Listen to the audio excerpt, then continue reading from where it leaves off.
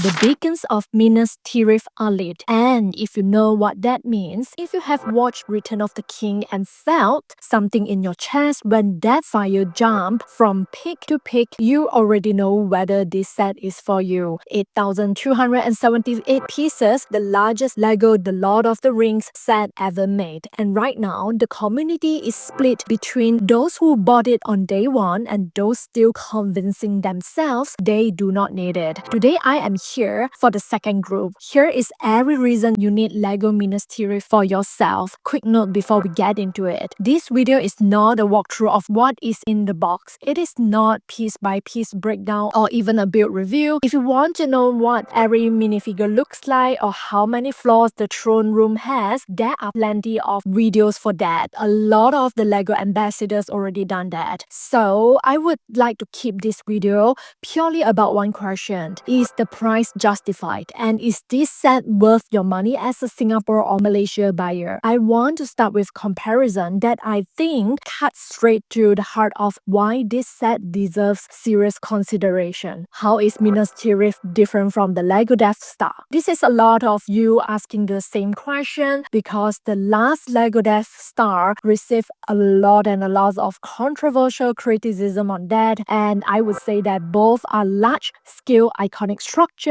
both are from beloved franchises, both carry a significant price tag for sure. The Minas Tirith costs $649.99 US dollar, 929.90 Singapore dollar, 2,899.90 Malaysia ringgit. The deeper difference is what each set is asking you to pay for. The Death Star is a spherical playset. You got rooms, corridors, play features, minifigures scattered throughout. It is designed for interaction. You open panels, you move figures, you recreate scenes. The value is spread horizontally across many small moments.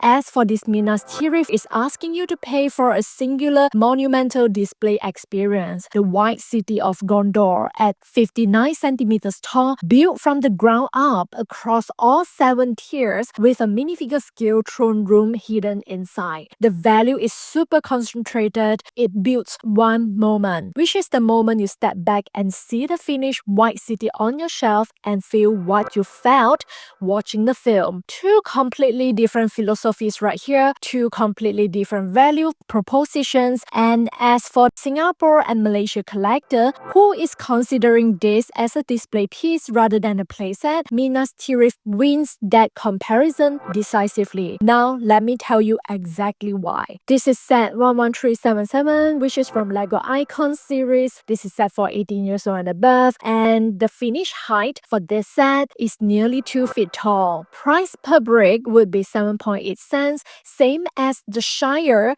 last year, better than Rivendell, I would say. Strong value for what this delivers. And if you bought between June 1st and 7th, you got the Grunt Battering Ram set free. 307 pieces, 2 orc minifigures. That window has closed, but the set is still widely available. The reason number 1, the build is unlike anything in the Lord of the Ring range. You build all 7 concentric rings of the White City from the ground up, tier by tier, the same way the city rises in the film. Then the rear opens to reveal the fully detailed interior. The build community consistently described this as one of the most satisfying LEGO experiences of year 2026. You will not want to put this away once you start, I believe. And the hybrid scale is the key design decision.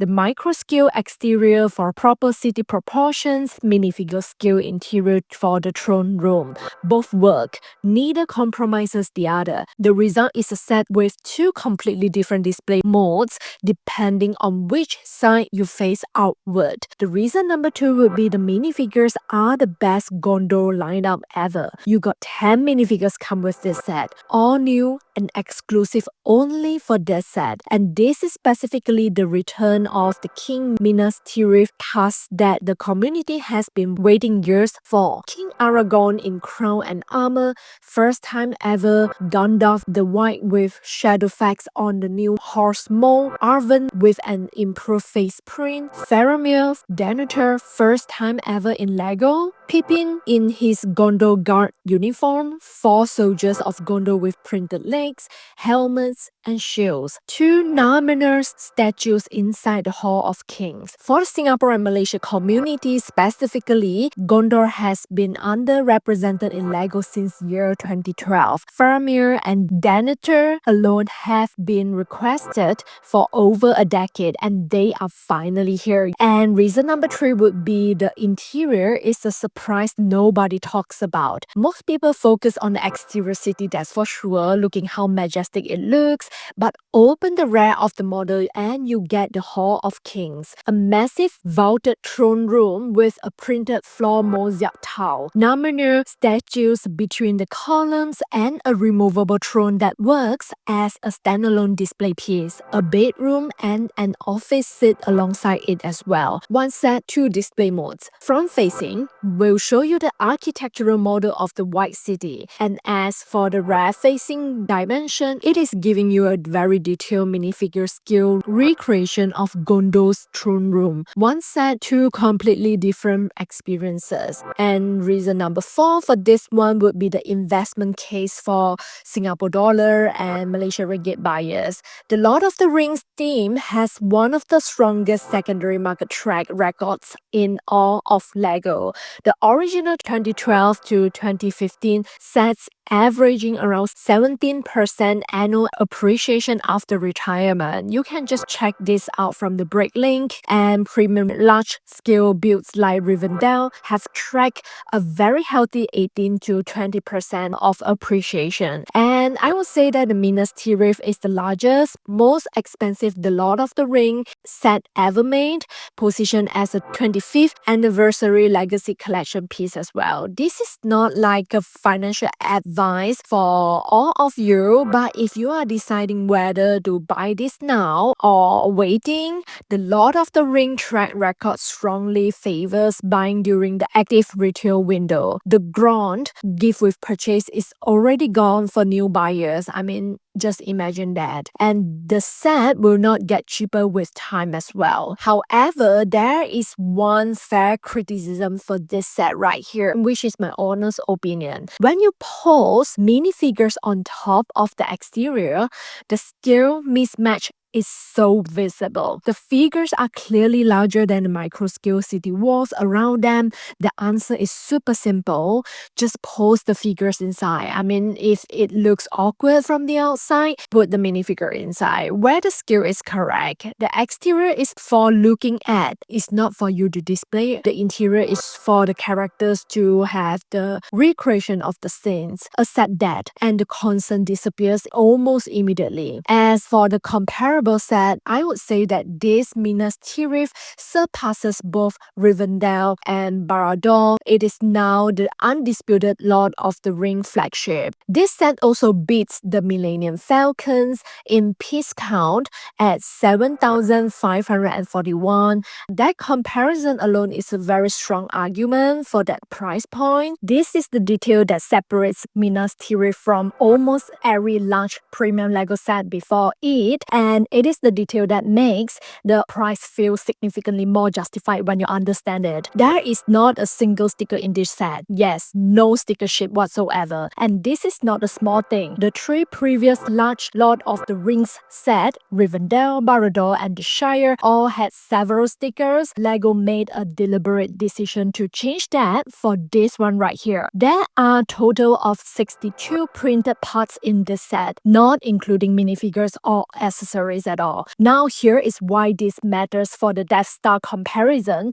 specifically. The LEGO Death Star had a sticker sheet, a significant one. That is why it caused so much controversial when it first announced and launched last year. Every piece is brand new and exclusive prints, molds, everything across the board, all from head to toe, which makes this Minas Tirith incredibly well priced. You are not getting a set that asks you to carefully apply dozens dozens of stickers and hope they go on straight. You are getting printed elements and premium quality prints throughout, and a build experience that feels like a flagship set at this price point should always have been. So, as we reach at the end of this video, what's the final verdict? Do you need this? Yes, if the Lord of the Ring is part of the story. The build is super exceptional. The minifigures are the best gondola lineup LEGO has ever made. The interior adds a second display mode most buyers do not expect. The value per brick is competitive, and the secondary market track record of this team is among the strongest in all of LEGO. For both Singapore and Malaysia, available at lego.com. Please use my affiliate links if you want to get one. This will help to keep this channel alive. This costs you nothing extra but keeps this channel going on and on. Drop a comment if you already bought it. I want to know who went crazy on day one, and one of you crazy enough to use my affiliate link to get it already. I want to say thank you so much right here personally, and I will just talk to you in my next video. That's for sure. Take care and bye bye for now, everyone.